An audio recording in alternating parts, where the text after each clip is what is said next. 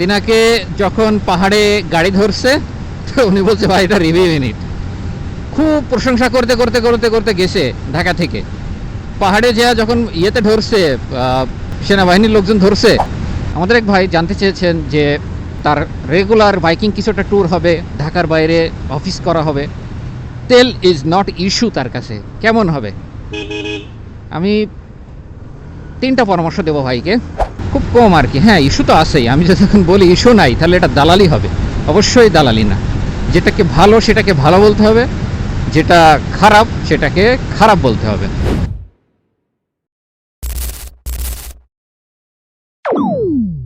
আসসালামু আলাইকুম রহমতুল্লাহ। তৃতীয় সার্ভিসিং দেওয়ার পরে গাড়ি এখন আমার পুরাই পাংখা। গত কয়েকদিন আগে ঢাকা থেকে ফিরে আমি তৃতীয় সার্ভিসিং করেছিলাম গাড়িটাতে। আলহামদুলিল্লাহ গাড়ি এখন দেখতেই পাচ্ছেন কেমন দৌড়াইতেছে। বাইকে ইউজ করছি মোটল 1030 ফুল সিনথেটিকটা, যেটা 1200 ml একটা পাওয়া যায় বাজারে। 1700 টাকা নিছে আমার কাছে। এবং ওটা দেওয়ার পরে বাইক আরও স্মুথ চলতেছে। অনেকে বাইক নিয়ে অভিযোগ করে, আমি বলবো যে ভাই আমার বাইকটা একটু চালায় যান। চুয়াডাঙ্গা সদরে এসে আমাকে হোয়াটসঅ্যাপ নাম্বার দেওয়া আছে আমার ইউটিউব চ্যানেলে, এসে ফোন দিলেই হবে।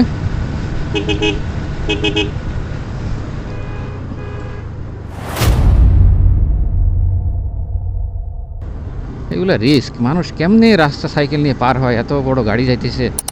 তো দাওয়াত থাকলো, চাইলে আমার গাড়িটা চালায় যান, ইনশাল্লাহ বুঝতে পারবেন। গাড়িটা নিয়ে অনেকে অভিযোগ করে মাইলেজ ইস্যু ছাড়া, আমি খুব কম আর কি। হ্যাঁ, ইস্যু তো আছেই। আমি যখন বলি ইস্যু নাই তাহলে এটা দালালি হবে, অবশ্যই দালালি না। যেটাকে ভালো সেটাকে ভালো বলতে হবে, যেটা খারাপ সেটাকে খারাপ বলতে হবে, এবং এটাই উচিত। আমাকে ট্যুর করার টাকা দিল, বিরিয়ানি খাওয়ার টাকা দিল, বাইকটাও দিয়ে দিল, বললো যাও একটু পাহাড় থেকে ঘুরে এসো, একটু ভালো রিভিউ দিয়ে দিও। আপনারা জানেন যে এক ইউটিউবার আছেন, তিনাকে যখন পাহাড়ে গাড়ি ধরছে তো উনি বলছে ভাই এটা রিভিউ ইউনিট। খুব প্রশংসা করতে করতে করতে করতে গেছে ঢাকা থেকে পাহাড়ে যা যখন ইয়েতে ধরছে, সেনাবাহিনীর লোকজন ধরছে, তখন বলছে ভাই এটা আসলে রিভিউ ইউনিট, এটার কাগজপাতি এই। ওই তখন তো বুঝে ফেলাইছি যে তেলের টাকাও দিছে, খাওয়ার টাকাও দিছে, বাইকও দিছে, যাও ঘোরো ভাই, আর একটু ভালো মতো রিভিউ দিও। ওইটা করা যাবে না ভাই। হ্যাঁ, দেওয়া যাবে। আমি যদি প্রফেশনালি এটা করি তাহলে আমাকে অবশ্যই আগে বলে নিতে হবে যে ভাই যেটা ভালো সেটাকে আমি ভালো বলবো, যেটা খারাপ সেটাকে আমি খারাপ বলবো, এবং এটা আমাকে সুযোগ দিতে হবে। ভাই গাড়ি যে কি পাংখা চলতেছে ভাই। একটা ভালো ফুয়েল পাম্প থেকে ফুয়েল নিছিলাম, মোটামুটি গাড়িতে যেগুলো লাগানো আছে সব কিছুই ভালো। ফুয়েল পাম্প থেকে যেটা পাম্প নিছি এক্স্যাক্ট মাপের ফুয়েল দিয়েছে। তারপরে আপনার হচ্ছে মোটর লাগিয়েছি, ওইটাও মোটামুটি ভালো। এবং সার্ভিসিং করছি, ভালো সার্ভিসিং হয়েছে আলহামদুলিল্লাহ। সো গাড়ি এখন পুরাই পাংখা, গাড়িতে কোনো সাউন্ড নাই, স্মুথ চলতেছে। হিরো এক্সট্রিম 160R 4V বাইকটা নিয়ে অনেক কমপ্লেন আছে, অনেকের হতাশা আছে। কেনার পরে বিক্রি করে দিতে হয়েছে বা এরকম কিছু।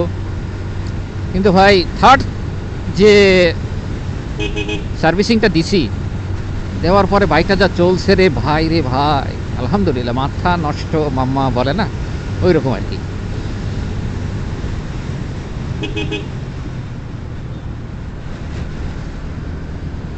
আমাদের এক ভাই জানতে চেয়েছেন যে তার রেগুলার বাইকিং কিছুটা ট্যুর হবে, ঢাকার বাইরে অফিস করা হবে, তেল ইজ নট ইস্যু তার কাছে, কেমন হবে?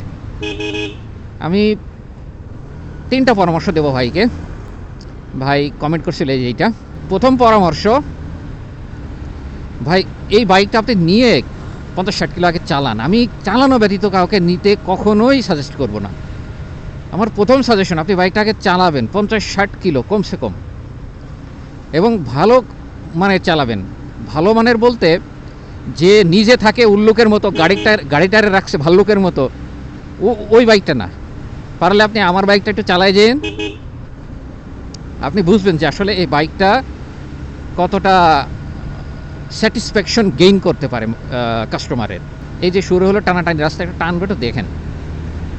তো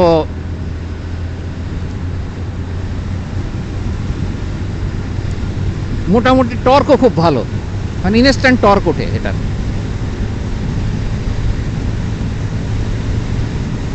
এবং আমি যে 85 চালাইতেছি মনেই হইতেছে না 85-তে উঠাইছি। আমার এফজেড ছিল 85 উঠাইলে ইঞ্জিনটা একটু হালকা কাঁপাকাঁপি করতো, একটু গোংরাইতো। হ্যাঁ, এটা ম্যান টু ম্যান ভ্যারি করে, কারোর ভাগ্যে কিছু ভালো গাড়ি পড়ে যায়, কারোর ভাগ্যে একটু উল্টাপাল্টা হয়ে যায়। তো 50-60 কিলো না চালিয়ে বাইকটা কিনেন না ফার্স্ট। সেকেন্ড, বাইকটাকে কিন্তু আপনার এমনভাবে রাখতে হবে যে আপনি নিজেকে যেমন ফিটফাট রাখেন বাইকটাও কিন্তু সেটা ওই রকমই। বাইকের মেনটেনেন্স, আপনাকে 4টা সার্ভিস বা 5টা সার্ভিস ফ্রি দেওয়া হবে, সার্ভিসগুলো মোটামুটি ভালো করাবেন। এবং আরেকটা জিনিস খেয়াল রাখবেন যে যে সার্ভিস সেন্টার থেকে আপনি সার্ভিস করাবেন, বা ধরে নিলাম অথরাইজ থেকেই আপনি সার্ভিস করাবেন, অথরাইজের ভিতরে যার হাতটা ভালো, যে নলেজ রাখে ভালো, এবং নলেজ ভালো আছে কিনা এটাকে একটু পরীক্ষা করে নেবেন। নলেজ ভালো আছে বলতে কি, হুদাই কিছু কিছু কোশ্চেন করবেন, আপনি তো সমস্যাটা জানেন, সে কোশ্চেনের ভালো মতো অ্যান্সার দিতে পারলে বুঝবেন যে হ্যাঁ সে একজন ভালো ডাক্তার। ভালো ডাক্তারের কাছে চিকিৎসা করানো যেতে পারে, কারণ যে রোগই ধরতে জানে না যে কী রোগ হয়েছে, তাহলে সে কী চিকিৎসা দেবে? উল্টা ভুল চিকিৎসা দিয়ে বাইকটার থাকার বললাম ওই যে কি মারা সারা কয় না, সেইটা হয়ে যাইব। 2 নম্বর বিষয়। 3 নম্বর বিষয় হলো বাইকের ইঞ্জিন অয়েল।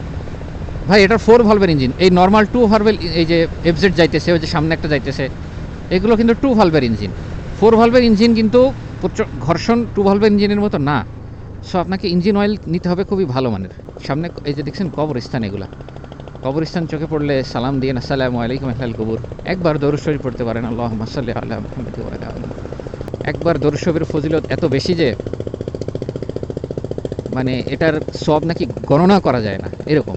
তো একবার দরুদ শরীফ পড়ে এই সকল কবরস্থানবাসীদের মাঝে বিলিয়ে দিবেন। এখন ফুয়েল ট্যাঙ্ক ফিল আপ করবো। সো ভালো মানের যদি আপনি ইঞ্জিন অয়েল না ইউজ করেন তাহলে স্বাভাবিকভাবে আপনার এই যে ঘর্ষণ যেটা 4 ভালভের ওঠানামা করে, এটাতে আপনি তেমন একটা সাপোর্ট পাবেন। এই জন্য ভালো মানের ইঞ্জিন অয়েল প্রয়োজন এটাতে। আপনি যদি ভালো মানের ইঞ্জিন অয়েল এফোর্ড করতে পারেন তাহলে এটা আপনি নিতে পারেন। আশা করা যায় আপনি খুব ভালো মানের আউটপুট পাবেন। এবং ট্যুরে ভাই এটা নর্মাল ওয়েতে আমার অতটা ভালো লাগে না, কিন্তু যখন হাইওয়েতে যাই আমি, ভাই এটার পারফরমেন্স যে কী অসাধারণ লাগে আমার কাছে। আরও অনেক ভালো মানের বাইক আছে, সেগুলোর সাথে আমি তুলনা করতেছি না, কিন্তু মোটামুটি খুব ভালো সাপোর্ট পাই আমি, এবং আমার জন্য পারফেক্ট। এখন আপনার জন্য পারফেক্ট হবে কিনা ওই যে প্রথম যে শর্তটা বলছিলাম, চালিয়ে নিবেন, চালিয়ে দেখার পরে আপনি বুঝতে পারবেন। আমার এই 3টা পরামর্শ। সো ঠিক আছে, এখন ফুয়েলটা ফিল আপ করি।